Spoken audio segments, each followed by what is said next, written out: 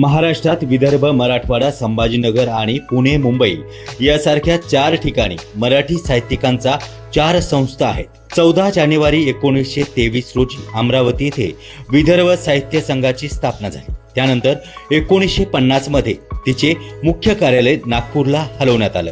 या सर्वांचं श्रेय अण्णासाहेब खापर्डे यांना जातं. एवढा जुना इतिहास असलेल्या विदर्भ साहित्य संघाची यंदा जवळपास 1.5 तपानंतर निवडणूक होत आहे.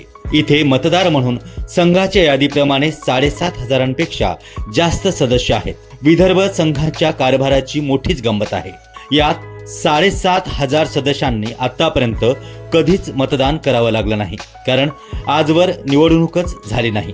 नागपुरातील महनीय व्यक्तींना विदर्भ साहित्य संघाचे अध्यक्ष करण्यात येत होतं आणि तोच अध्यक्ष आपली कार्यकारिणी जाहीर करत होते. यामध्ये गजानन त्र्यंबक माडखोलकर, कवी अनिल, मधुकर आष्टीकर, सुरेश द्वादशीकर, ना. रा. शेंडे, राम शेवाळकर आणि गेल्या काही वर्षापासून प्रदीप दाते हे अध्यक्ष होते. त्याआधी अनेक वर्ष मनोहर म्हैसाळकर यांनी आपली अध्यक्षपदाची कारकीर्द दीर्घकाळ उपभोगली. विदर्भ साहित्य संघाची वास्तू साहित्यिकांसाठी चर्चेचं, बैठकीचं मध्यवर्ती ठिकाण होतं. त्याच जागेत नागपूरची शान असलेले एकमात्र धनवटे रंगमंदिर होते आणि सुसज्ज वाचनालय सुद्धा होतं. वेगवेगळ्या कार्यक्रमाकरिता तेथे 2-3 छोटी सभागृह देखील होती. कार्यालयाच्या बाहेर साहित्यिक, कलाकार आणि साहित्यप्रेमींच्या मैफली झडत असत. विदर्भांच्या साहित्य विश्वात या स्थानाचा गौरवपूर्ण उल्लेख होत होता. पण काही वर्षापूर्वी त्या रम्य साहित्यिक विश्वाला ग्रहण लागलं आहे. ग्रहण लागल्यावरती ते बाधले आणि विदर्भ साहित्य संघातून नंतर साहित्य बाद झालं. त्यानंतर खाली दुकाने उभी राहिली. मग वास्तू दोषपूर्ण झाली आणि या साहित्यिकाचा वृक्ष अक्षरशः कोलमडला. आता वेगवेगळ्या प्रकारे विषाक्त वातावरण तयार करून काही मंडळी विनाकारण द्वेषाचे राजकारण करीत आहे. जिथे साहित्यकारण व्हावं तिथे साहित्याचा अंशही नाही. कुठेतरी वरच्या मजल्यावरती विदर्भ साहित्य संघाचे दिनवाने कार्यालय आहे. अशा या महान संस्थेला वाचवण्यासाठी एका पॅनलचा उदय झाला आहे, जिथे साहित्यकारण क्षुल्लकच नाही आणि ज्या बुडालेल्या साहित्याच्या नावाला छिद्र पडलेलं आहे त्याला म्हणे हे वाचवणार आहेत. या पॅनलच्या अपप्रचारामुळे जे वातावरण निर्माण झालं आहे ते बघता आतापर्यंतच्या नावलौकिकाला छेद देणारी दिशा स्पष्ट दिसते.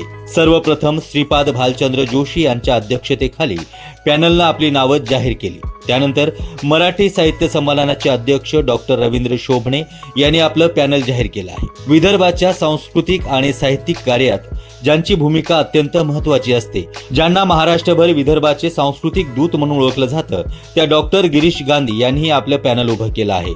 त्यांच्या पॅनलमध्ये अरुणा सबाने, शुभदा फडणवीस, बाळ कुलकर्णी, विष्णू मनोहर, डॉक्टर परांग गोंगे, चंद्रकांत लाखे, लखनसिंग कटरे, श्याम घोण यासारखी नामवंत मंडळी आहेत. प्रदीप दाते यांच्या पॅनलमध्ये Vilas Manewar, doctor Rajendra Dodke, Shripad Parijit, Anil Gadekar, Sunil Shendkheda, doctor Satish Taral, doctor Rajendra Munde यासारखी मंडळी आहेत. तर श्रीपाद जोशींच्या पॅनलमध्ये संजय इंगळे तिगावकर, विनोद देशमुख, विलास देशपांडे, डॉक्टर शरद निंबाळकर, प्रमोद भुसारी, राजेश राजोरे वगैरे मंडळी आहेत. त्यासोबत डॉक्टर रंजन दार्वेकर जे नाट्यकार पुरुषोत्तम दार्वेकर मास्तरांचे पुत्र आहेत. त्यांनी पॅनल वगैरेची घोषणा केली नाही, कारण त्यांचं म्हणणं असं आहे की जे 88 उमेदवार सदस्य पदासाठी उभे आहेत त्यापैकी सर्वाधिक मते मिळवणाऱ्या 22 सदस्यांचा कार्यकारिणीमध्ये समावेश होईल, म्हणून पॅनल वगैरेची गरज नाही. ही सर्व मंडळी सध्या प्रचारात मग्न आहे. सोशल मीडियावरती आतापर्यंत बऱ्याचशा उखाळ्या पाखाळ्या काढून झाल्या आहेत. प्रत्येकाचा अजेंडाही जाहीर झाला आहे.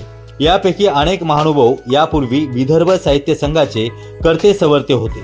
त्यांच्याच कार्यकाळात पडझड झाली आणि तेच आता वाचवा वाचवा अशी भूमिका घेत आहेत. या सर्वांचाच रोख आणि उद्देश विदर्भ साहित्य संघाला पुन्हा जिवंत करण्यासाठी प्रयत्न करण्यावरती आहे.